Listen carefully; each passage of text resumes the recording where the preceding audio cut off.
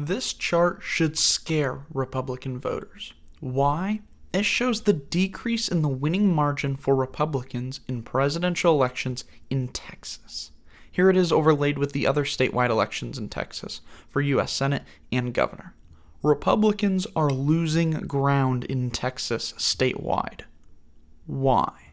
And why does that matter? That is what we are going to look at today. This is the Texas problem. Let's start by focusing on some outliers on this graph that may make it look a little bit better than it is. Here's the 2008 presidential election.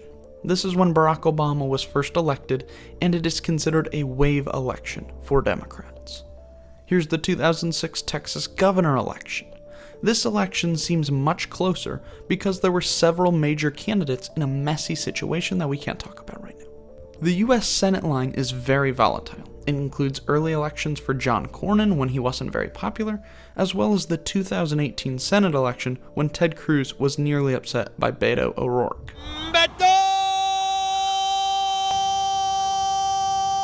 Overall, the trend lines are heading down. Texas Republicans are winning by smaller and smaller margins. Let's talk about why that is. There are two main reasons for this. Both are cultural.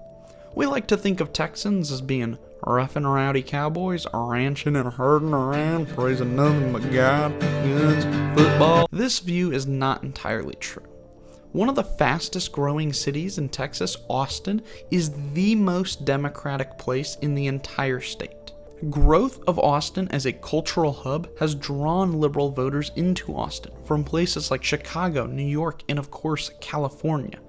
Famous people like Joe Rogan have led this movement into Austin. These voters are going to Austin and they are voting Democrat at a higher rate than anybody else in Texas.